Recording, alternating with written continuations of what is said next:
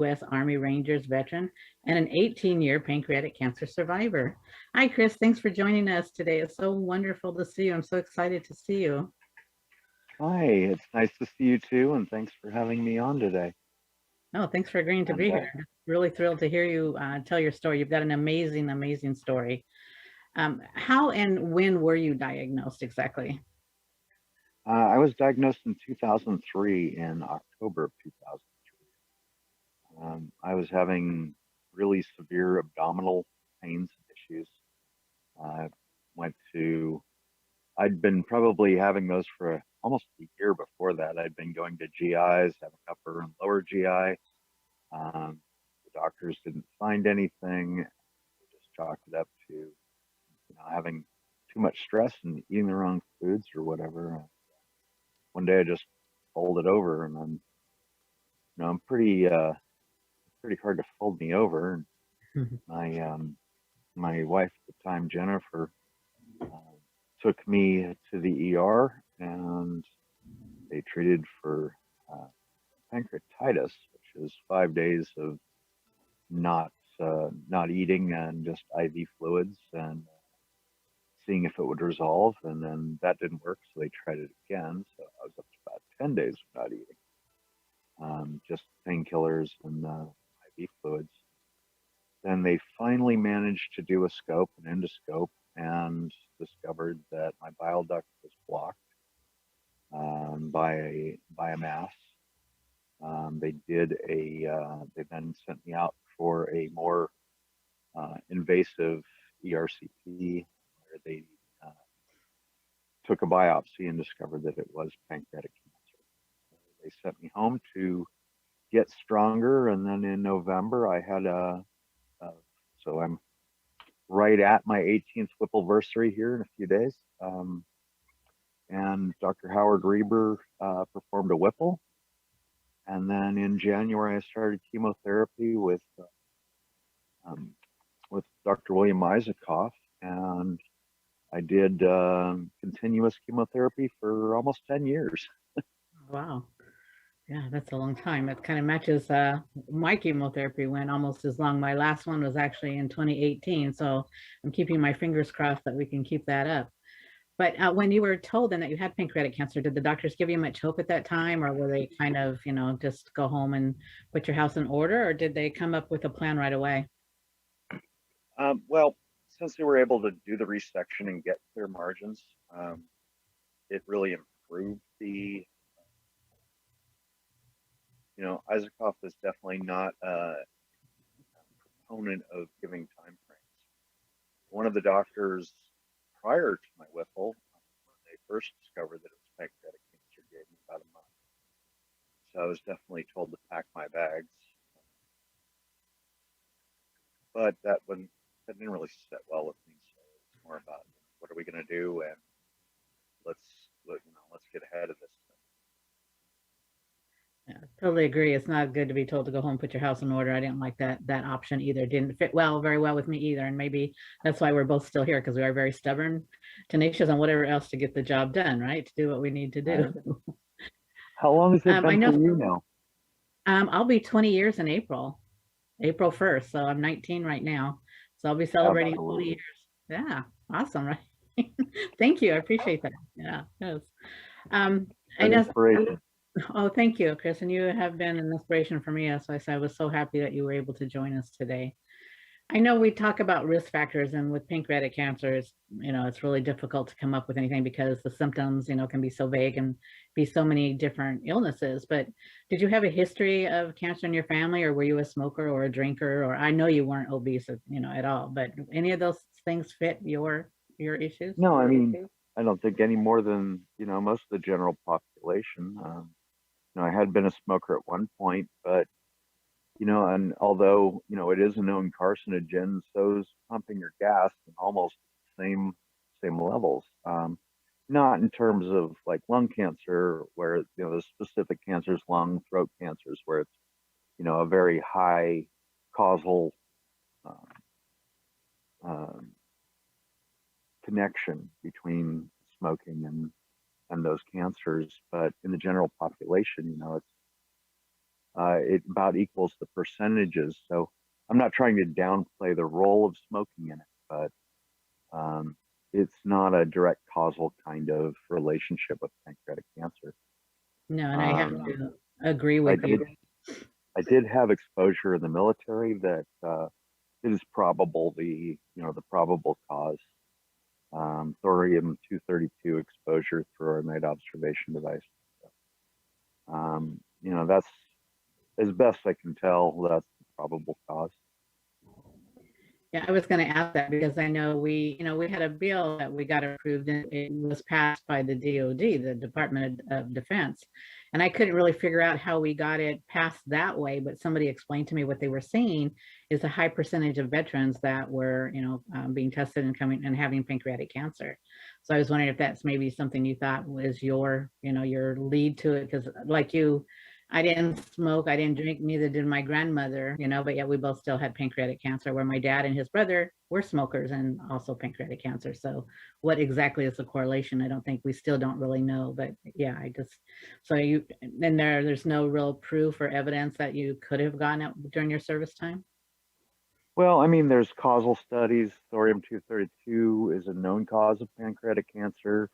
I had known exposure to 232. I wasn't sterile before I went in the Army. I was sterile when I got out.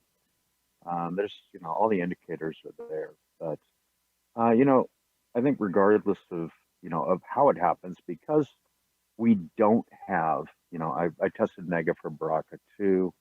Um, we don't have a really good nail down, like you said, of, what is the cause for pancreatic cancer. It's not really, other than certain, as I understand it, and I don't know if this has changed since I was better on the statistics, but other than certain familial groups and ethnic groups, and they're very small in this case, there really isn't any causal links. There are some families that it seems to be very prevalent in, yet we don't know what the gene is that really causes that. Yes, and that's what makes the treatment so difficult, is not having something to go by, and and not really knowing, like you say, for at least for, a lot of times in lung cancer and throat cancer, you can say it's smoking, not always, but with pancreatic, you have so many people that live what you'd say the perfect life. They eat healthy, they exercise, they don't smoke and drink, and yet they still get pancreatic cancer. So we need to find that common denominator so we can have more long-term survivors like yourself and myself. So. Yeah. Well, and again, it's the cash issue. I mean, it is, as far as I know, there haven't been any real radical changes in research spending in pancreatic cancer in all these years, and it's still one of the top killers and still one of the least funded of the major cancers. Yes, and it keeps moving Correct. up every year. Yeah, exactly. Correct me if I'm wrong on that, because I would love to hear that we're spending radically more money on it. Well, PanCan is doing a great job as far as, research, and so are some of the other, nonprofits. So it's better than it was when you and I were first diagnosed, because I know I remember, attending something with PanCan and only having like 5 researchers came out. And when we attended something in 2019, I mean, there were so many, I lost count. And so it was really great to see that. But, we have changed our survival rate, but it's taken us forever to get there. And it's really still unacceptable. It shouldn't take us. I think my dad was diagnosed, it was 3%, I was 4%, and we're only at 10% right now. So we really need to make the move and get that. That's just really unacceptable. We need to do more than what we're doing. But I think we are getting there, with a lot of help from, like I said, PanCan is a great research. If anybody wants to check it out, they can go to their website, and there's a lot of information on there as well. You did something, I think, really amazing in 2010, if I have the year right. I may be a little off on that. But can you tell us about that, what you did? I mean, I'm just still in awe of what you did. So can you kind of share that with us? Well, I got a little crazy in 2010. I was pretty frustrated with not being able to fight my cancer harder, and kind of took it out on pancreatic cancer as a whole, really trying to move even more of what I'd been doing with the Pancreatic Cancer Action Network with PanCan, and You know, I was really appalled by the funding, and we'd been going to Washington and lobbying. I decided that we needed to gather even more awareness. So while doing chemotherapy, I set out on my motorcycle along with a great support group and, you know, some dear friends, Andy Madison and ex-wife Jennifer Healy. And we I did a 43,000-mile motorcycle ride to raise awareness. At that time, the significance of the number was 1 mile for each person diagnosed that year. So we did all 50 states, 3 provinces, 43,000 miles in 9 months. Like I said, while getting chemo on the road, so I had stopovers for chemo. And just, you know, took it to the small towns and the streets with, you know, thanks to a company that's not around anymore, but Victory Motorcycles from Polaris, and they're now making Indian motorcycles. Um, but they sponsored me the whole way, and a lot of other great sponsors, and a lot of help from, you know, from folks like yourself and PanCan affiliates and PanCan. And we just went out and got in the newspapers and got on TV and raised a ruckus. Yeah, you did, and I really appreciate you doing that. We followed you, and in fact, I went back through some of the old footage just last night, and so it's still there. So all they have to do is Google your name, and they'll be able to go back and see some of the old footage that you did. And it's really great to see the support from the people that you had. Did you meet anybody along the way that really just kind of stuck with you? Oh, there've been so many. You know, I hate to single individuals out, and I hate to not list everybody. True. You know, I mean, that's just kind of unfair. A lot of the folks that, you know, that supported us, they're not with us anymore, unfortunately. And you know, I knew that we kind of reached a lot of people one day. My aunt was approached by somebody in her rheumatoid arthritis group, and the person, not knowing my aunt and not knowing me or any relationship there, started telling my aunt the story about this guy riding his motorcycle all over the place to, you know, to raise hope. And because that was our primary message, is that there is hope and don't give up on us. Um, and my aunt says, "Oh, that's my nephew." And I thought it was really, you know, that was really kind of the high water mark for me, knowing that we'd made enough noise that somebody living in a city hundreds and hundreds of miles away where my aunt lived would, and not, you know, a pancreatic cancer follower, somebody who's aware of the disease, would hear that story and, you know, bring it just, you know, unannounced to my aunt. And that was kind of like this really cool mark that we'd raised awareness. And, you know, you mentioned that you can Google me, and I think that was the other high water mark for me, and it's still true today, that I discovered, somebody told me that you can put in 3 words and find me: Chris, cancer, and motorcycle. Oh, wow. So I thought that was pretty cool that you only have to put in 3 words to find it. And, you know, although the Guinness Book of World Records doesn't, for some reason, track charity events, at the time I set out, the longest claimed solo, meaning one individual doing all the riding, because a lot of these are relays. Motorcycle ride for charity was at that time 7,000 miles, and I did that, you know, the first week out of 9 months. So we kind of smashed that one. I'm sure lots of people have bettered my record by now, but That would be nice to you be know, in there, right? yeah. Well, like I said, they don't track that. Yeah. And But that's not why you did it. I mean, it's amazing what you did. And I would hear from people who said, you know, I saw this big purple semi on the truck, because that's what was part of your crew, right? And so they would make comments about that too. So it's just was a great attention getter. So you really used the color purple very well. That was But the idea. We'd roll into these tiny towns with a, a big fifth wheel wrapped in purple and a horrendously purple motorcycle wrap on this giant motorcycle, and really stand out and get people to ask, well, what were we doing? yeah, well, that you did. And I remember when we were in DC one year, you had your motorcycle and it was parked in front of the hotel, and it just drew so many people who wanted to see.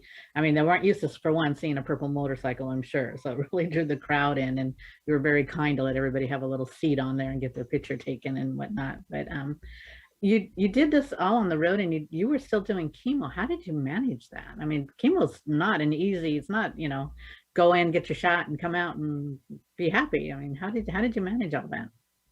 Well, there again, I have to thank the military for that. Um, they definitely hammered the perseverance into me to work through the tougher times. Um, there were really rough days. There were days that, I remember riding the motorcycle away from doing chemo and actually riding the motorcycle to chemo and throwing up in the bushes and having the support rig pull up. And my good friend Andy Madison was my videographer the whole trip. And Andy helping me off the motorcycle and into the back of the fifth wheel to, just sleep for a couple hours there on the side of the road with the hazards on, and then get back on the bike and go. Um, it the need for funding, the need for awareness far outweighed my need for comfort. It You're a needed to be great done. inspiration that you can do that. And I, for one, appreciate, and I know so many others that do, because I have people asking me all the time, hey, have you heard from Chris lately? So you still have a lot of people out here that care about you, want to know about you, and you're a great inspiration. And what you did, like I said, for the, over 42,000 miles, I can't imagine. But we still need the funding, we still need the research, we still need the awareness. So are you doing anything now for that, or what are your plans, future plans? Well, what we're doing now, kind of retooling. Uh, After 2010, 2011, I did some rides in 11 to raise awareness. Uh, Unfortunately, Jennifer and my relationship didn't make it through all this because, to be quite honest, when you go through highly traumatic events, sometimes you grow in different ways. And she's still a good friend. She's an amazing person, but our marriage didn't survive it. And going through a divorce at the end of 2010 and the beginning of 2011, then trying to figure out how to date with pancreatic cancer, which that was definitely interesting.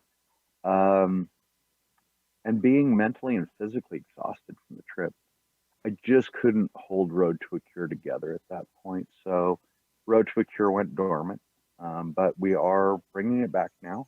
I say we as uh, a business partner and I are um, starting a PTSD equine therapy program, and hopefully under the auspices of Road to a Cure and refocusing Road to a Cure to help veterans and cancer patients with the challenges of survival, survivor's guilt, the loss of so many people, the physical traumas. We glanced over what a Whipple is, but those of us that had it, we've been pretty much dissected and a lot of parts missing.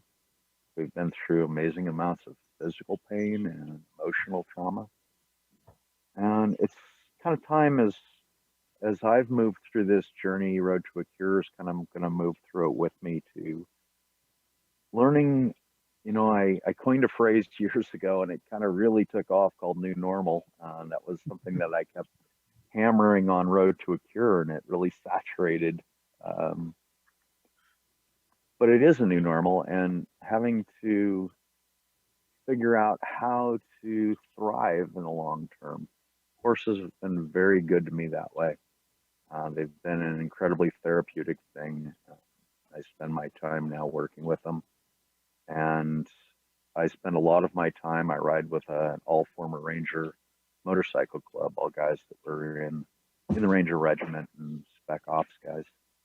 That you know, there's a lot of parallels, a lot of commonalities, and being able to help both communities for me is pretty important, especially today. Although this is the day you're allowed to wish us a happy Veterans Day, because it is a day for honoring vets. Memorials Day is the day that please don't wish me happy Memorial Day. But it takes a toll on all of us, and I don't care when you served. I don't care if it's wartime, peacetime. Just the act of that service leaves an indelible imprint on you, and some of them are good, some of them are not. And we're taught to be tough and to not ask for help, and it's really important that we do reach out for help, especially these days that make us think about think about that service and the people that didn't make it. Think about the cancer and the people that didn't make it. Yeah. So that's correlation. Have hope and hold each other and support each other and find a path through. And I think you've done that, and I really appreciate it. And I know, like you said, cancer doesn't just affect us individually, it affects the whole family. So I want to thank you for being here today and sharing your feelings and really being open about it, because I know it's very difficult sometimes to share that, but I do appreciate it. And I really want to have you come back and talk more, because one of the subjects is survivor guilt. That is something that's really important. I would really like to touch more on, but unfortunately this time goes by so quick that I do want to thank you. And I think you're definitely a strong voice for those who don't have the strength to speak anymore, or who are just too, putting all that strength into fighting. So I want to thank you for sharing your journey with us today. And today episode of Living Hope is dedicated to all the men and women serving or have served our country, and those who are also battling pancreatic cancer. So thank you, Chris Calaprice, for being here with us. I really appreciate it. I love seeing you, and I love you, and I miss you. So take care, and we'll come back again. I would love to, and thank you for having me on. And to all my brothers and sisters out there, both in the cancer community, but specifically today, the veterans, thank you for your service and welcome home. Yes, thank you.